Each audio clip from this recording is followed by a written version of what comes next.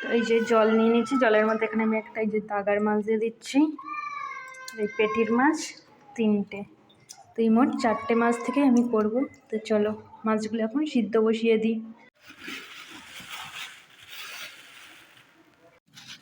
এখানে আমি ফ্রিজে মাছ, তো মাছগুলো এই যে আমি সিদ্ধ বসিয়ে দিয়েছি। তো মাছগুলো সিদ্ধ হতে থাক, ততক্ষণ আমি আরও মশলাগুলো করে নিতে। চলো, তো এই যে এখানে আমি পাউরুটি নিয়ে নিয়েছি, কটা ছিল, দুটো পাউরুটি সাইডগুলো কেটে রেখে দিচ্ছি। তো ওইগুলো করে আমি এখন গুঁড়ো করে নেবো মিক্সারে। সব দিয়ে দিলাম এই যে মিক্সারে। তো এই যে আমার পাউরুটিগুলো গুঁড়ো করা হয়ে গেছে, গুঁড়ো করা হয়ে গেছে, একটু করতেই হয়ে যাবে, একটু হলে ভালো হতো, এটা থেকেই হয়ে যাবে। তো চলো,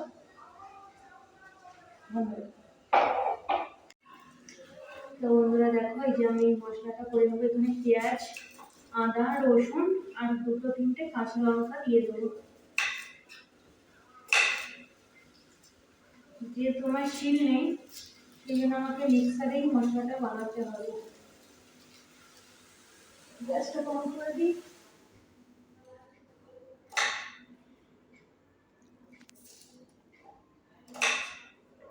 দেখো গ্যাসটা এরকম বড় বড় করে নিয়েছি, যেহেতু মিক্সারে দেবো সেই জন্য। তো চলো মশলাগুলো আমি করে নিই। তো এই দেখো মাছটা সিদ্ধ হয়ে গেছে, আর একটু সিদ্ধ করে নেব।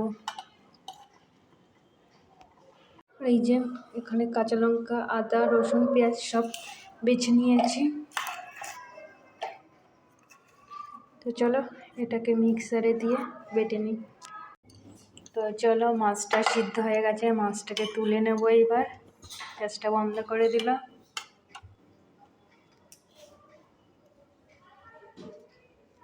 তো এই যে মাছগুলো সব তুলে নিয়েছে, এবার এই মাছটা যেহেতু গরম, আমাকে একটু ভেঙে নেব, কাঁটাটা ছাড়াতে যাতে সুবিধা হয়।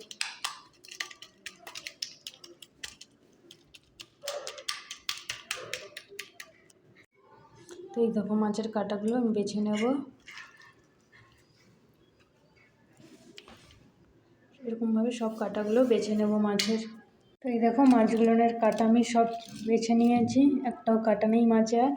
তো চলো এবার মাছটা মেখে নিই ভালো করে। এইবারে এই মাছটাই দিয়ে দেবো সেই মশলা পেস্ট করে রেখেছিলাম, সেটা দিয়ে দেবো 2 চামচ। দিয়ে দেবো জিরার গুঁড়ো, দেবো একটু হলদি পাউডার, লবণ একটুকুই দেবো, বেশি দেবো না। দিয়ে দেবো একটু গরম মশলার গুঁড়ো, এই গরম গোলমরিচ, গরম মশলার গুঁড়ো আর একটু লেবুর রস। এবার এটাকে ভালো করে মেখে নেব।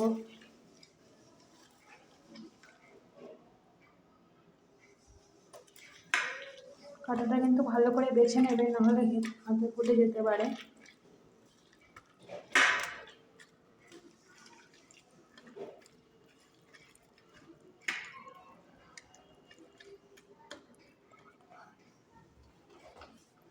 এবারে দিয়ে দেবো কিছুটা কর্নফ্লাওয়ার দিয়ে।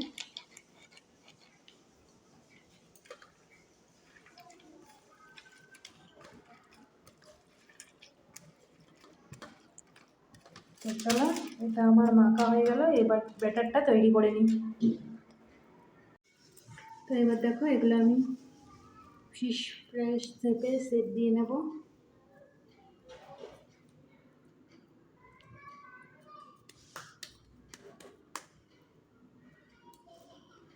পাতলা পাতলা করে এগুলোকে বানিয়ে নেব।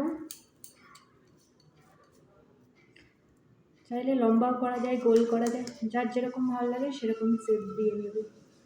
আমি এরকম শেপ দিলাম, একটু এইরকম লম্বা করলাম 3টে।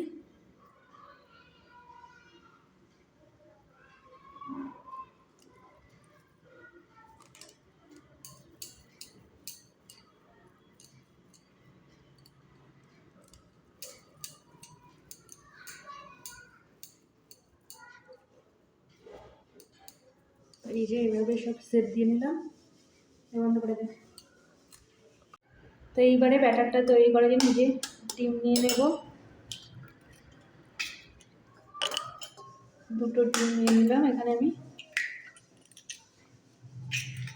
সামান্য লবণ দিয়ে দেবো। চলো ব্যাটারটা তৈরি করে নিই ডিমের।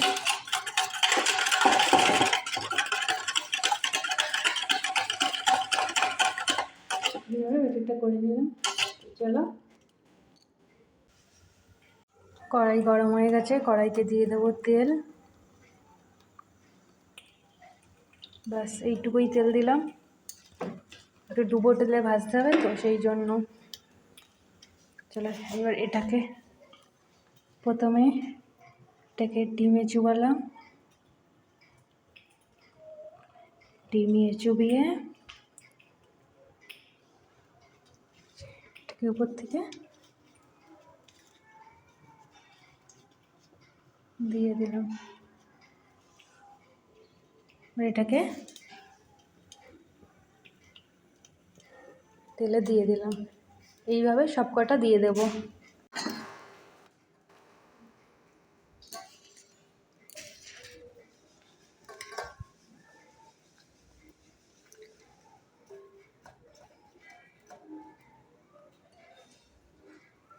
কিন্তু একদম লো ফ্লেমে ভাজতে হবে গ্যাসের চুলাটা। তো চলো এইভাবে সবগুলো দিয়ে নিই। সরি, তো এই দেখো এইভাবে সবগুলো আমি দিয়ে দিলাম কড়াতে। হালকা আছে একদম, কিন্তু ভাজতে হবে এগুলো। এইবার এইগুলোকে হালকা করে একটু উল্টে দেবো।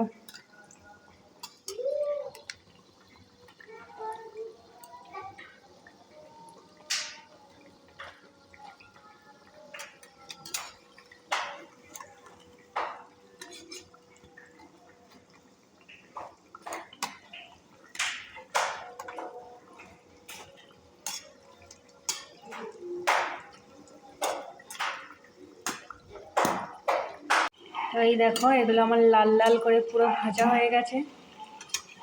দুটো পিঠ দেখো লাল লাল করে ভেজে নিয়েছি। আর এগুলোকে তুলে নেব। চলো গ্যাসটা এবার বন্ধ করে দিই। তো এই দেখো এই যে রেডি হয়ে গেল আমার রুই মাছের চপ। দেখতেই পাচ্ছ কত সুন্দর লাগছে দেখতে রুই মাছের চপটা। তো চলো তোমাদেরকে দেখাই ভিতরটা কিরকম হয়েছে। দেখো ভিতরটা, দেখি কিরকম টেস্ট হয়েছে খেয়ে। আমি আমারটা তুলে নিয়ে যাচ্ছি, তুমি তোমাদের। এত সুন্দর টেস্ট, মানে যদি না খেয়ে দেখো বুঝতেই পারো না এত সুন্দর টেস্ট। একবার হলো ট্রাই করে দেখো। ভিডিওটা কেমন লাগলো অবশ্যই জানিও। ভালো লাগলে লাইক কমেন্ট শেয়ার সাবস্ক্রাইব করে দিও। আবার আসছি নেক্সট ভিডিও নিয়ে। টাটা।